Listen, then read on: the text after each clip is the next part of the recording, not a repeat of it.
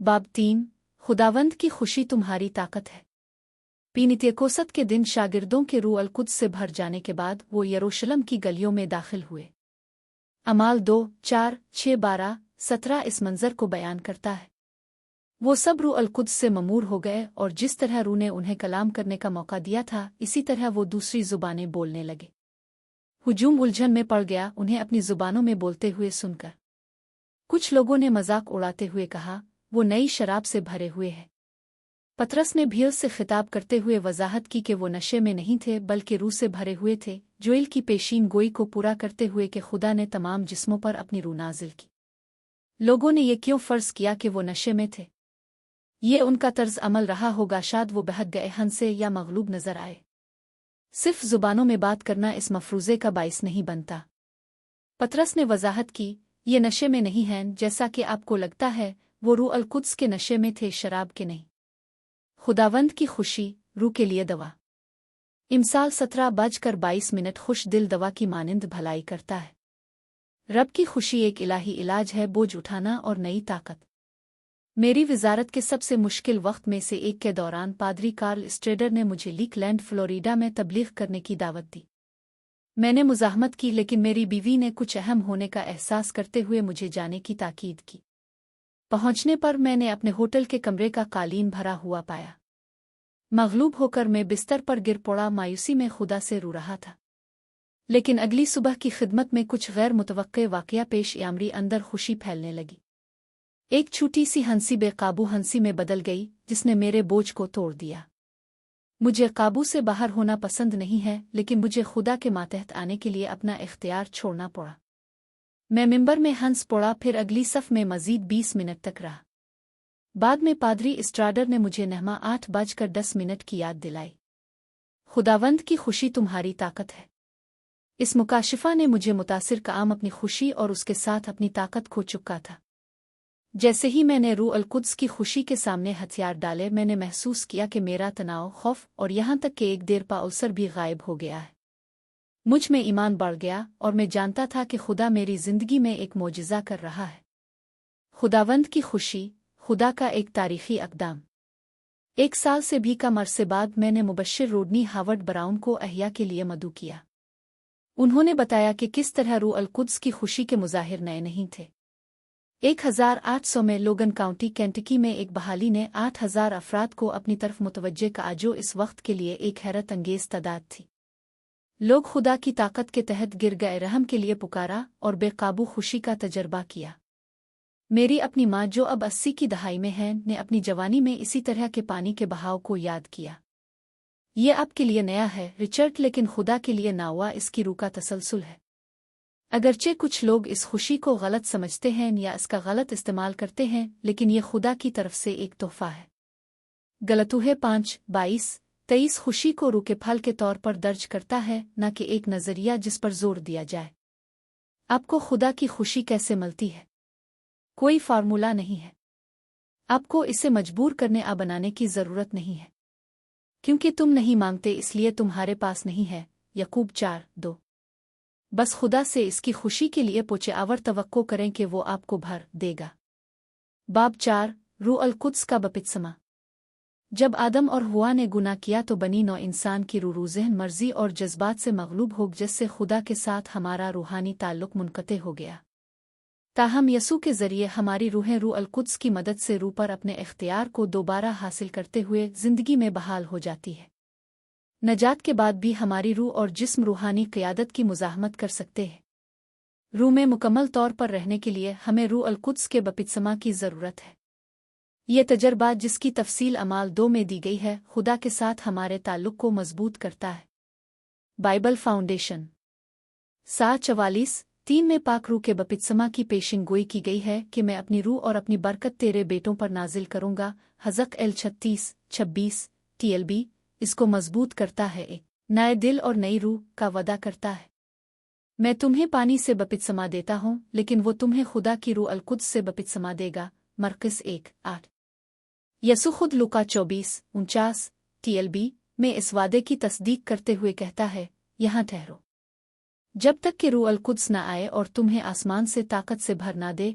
अमाल 2:39 TLB इस बात की तस्दीक करता है कि ये वदा तमाम मोमिनों के लिए है। हर ईसाई के पास रूह अल कुद्स है। जिस लम्हे हम मसीह को कबूल करते हैं, रूह अल कुद्स हमारे अंदर रहता है।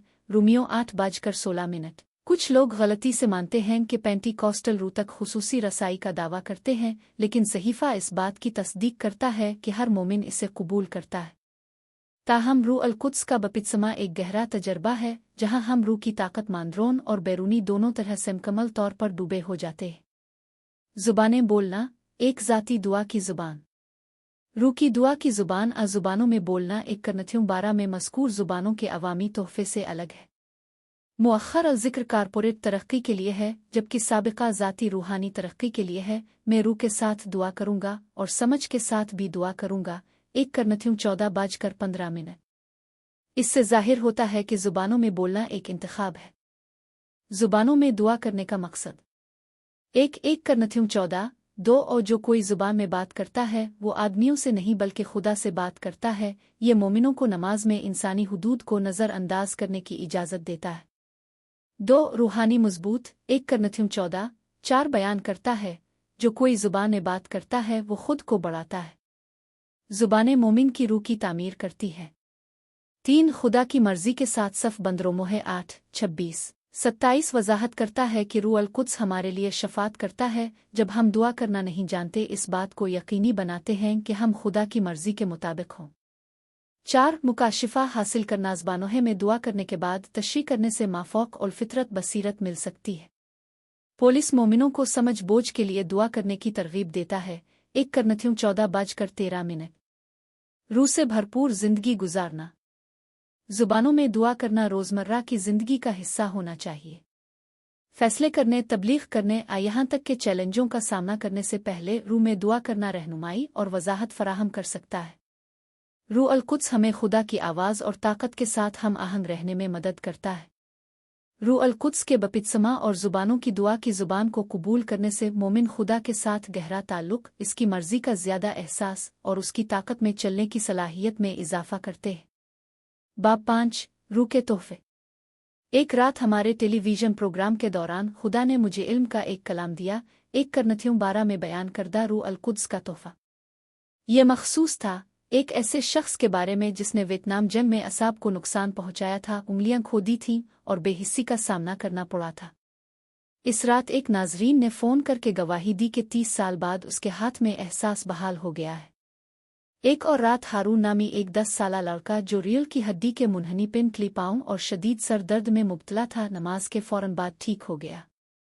इसकी रीढ़ की हड्डी सीधी हो गई, इसके पाँव सीधे हो गए और उसका सर दर्द रुक गया। ये मुजिज़े मेरी वजह से नहीं बल्कि रूह अल कुद्स के तोफ़ूहे शिफा याबी और मोजिज़ात के काम के ज़रिए हुए। रूहानी तहाइफ़ को समझना। 1 करनथियों 12:1-11 रूह के 9 तोहफ़ों को इनाम के तौर पर नहीं बल्कि अपने लोगों के साथ खुदा के रिश्ते की अलामत के तौर पर बयान करता है। वो रूह अल कुद्स की मर्ज़ी के मुताबिक काम करते हैं, इंसानी सवाबदीद पर नहीं। ये तहाइफ़ 3 ज़ुमरों में आते हैं। 1 आवाज़ के तोहफ़े, बोलने की ताकत। ज़ुबानों का तोहफ़ा और तशरीह, एक अवामी इजहार जिसमें सामेईन की इस्लाह के लिए तशरीह की ज़रूरत होती है। पेशिंगोई का तोहफ़ा, मोमिनों की हौसला अफजाई, नसीहत और तसल्ली के लिए खुदा के ज़हन से बात करना। 2 power gifts, power to dove. शिफा याबी के तोहफ़े, तिब्बी इमदाद से बालातर माफ़ौक़ और फितरत इलाज। मोजिज़ात का काम करना, ऐसे वाक़यात जो कुदरती क़वानीन को ख़त्म करते हैं। यीशु सूरज को खामोश रहने का हुक्म देता है, यसू 5000 को खाना खुला रहा है। ईमान का तोहफ़ा, एक माफ़ौक़ और फितरत इल्म जो फितरी अक़ीदे से बालातर है, शक को ख़त्म करता है। 3 मुकाशिफा के तोहफ़े, जाने की ताकत। रूहों की तफ़हीम, लोगों हालात के पीछे रूहानी असरात को पहचानना। इल्म का लफ्ज़, माज़ी या मौजूदा वाक़यात के बारे में माफ़ौक़ और फितरत तौर पर इंकिशाफ शुदा हक़ाइक़। हिकमत का कलाम, माफ़ौक़ और फितरत बसीरत के साथ इलाही इल्म का इत्ला। तोहफ़े हर मोमिन के लिए होते हैं। ये तहाइफ़ तमाम मोमिनों के लिए दस्तयाब हैं, लेकिन वो रूह अल कुद्स की मर्ज़ी के मुताबिक ज़ाहिर होते हैं। हम उन्हें अमल में लाने के लिए मजबूर नहीं कर सकते, वो खुदा के वक्त और मकसद के मुताबिक काम करते हैं। अगर हम इसके लिए खिले रहें तो वो हमें अपनी ताकत के लिए बर्तनों के तौर पर इस्तेमाल करेगा। बाब 6 रूह अल कुद्स और शिफा। पीनित्यकोसत पर रूह अल-कुद्स के बहाए जाने के बाद शागिर्दों को मुजिज़े अंजाम देने का इख्तियार दिया। गाबमारोहे को शिफा देना, मर्दों को जिंदा करना और कोड़ियों को पाक करना, सब यसू के नाम पर। यूहन्ना 14:12 में इसके वादे को पूरा करते हुए। शिफायाबी में ईमान का किरदार। शिफायाबी में रूह अल-कुद्स और ईमान दोनों शामिल हैं। कई बार ईमान किलीद होता है। मैथ्यू 9:22 में यसू ने खून से मुतासिरा औरत से कहा, तेरे ईमान ने तुझे शिफा बख्शी है। इसी तरह मत्ती 15:28 में इसने सिरूफीने की औरत से कहा, तेरा ईमान अजीम है। अब जैसा चाहिए वैसे ही हो जाए। ईमान जो अमल अल्फाज के जरिए जाहिर होता है, अक्सर शिफा याबी से पहले होता है। अमाल 14:8-10 पुलिस एक आदमी को शिफा देने से पहले इसके ईमान को समझने की वजाहत करता है। हाथों पर लेटना। शिफा याबी की खिदमत करने का एक बुनियादी तरीका हाथ रखना है। मरकज़ 16:18 यसू ने इस पर अमल किया जैसा कि लूका 13:13 और लूका 4:40 में देखा गया है। ये अमल जादुई नहीं बल्कि सहीफा है। इस अमल के दौरान ईमान को फ़ाल तौर पर जारी किया जाना चाहिए, जैसा कि मेरे वालिद गोरल रॉबर्ट्स ने सिखाया था।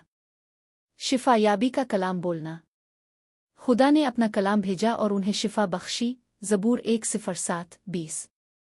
यसू ने अक्सर कलाम बोलकर शिफा पाई, जैसा कि मैथ्यू 8 में देखा गया है, जब सूबादार को यकीन था कि यसू का कहा हुआ हुक्म उसके नौकर को शिफा देने के लिए काफ़ी है। आज के मोमिनों के पास यसू के नाम पर शिफा याबी की बात करने का वही इख्तियार है।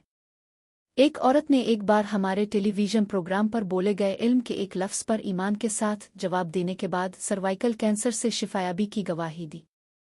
बाद में एक डॉक्टर ने इस शिफायाबी की तस्दीक की, इस पेशिन गोई को पूरा करते हुए कि कुछ तिब्बी पेशावर अफराद हमारे प्रोग्राम को मरीजों के लिए वो नुस्खे के तौर पर इस्तेमाल करेंगे। तेल से मसह करना। यकूब 5:14-15 मोमिनों को हिदायत देता है कि वो बीमारों को तेल से मसह करें और ईमान के साथ दुआ करें। अगरचे तेल खुद कोई ताकत नहीं रखता है, लेकिन ये ईमान के लिए राब्ते के मकाम के तौर पर काम करता है। अरकनसास में एक नौजवान लड़का जो एक काम में बहरा पैदा हुआ था, इसने अपने आप को तेल से मसह किया जो हमने अपने शिराकतदारों को भेजा था और वो फौरन ठीक हो गया।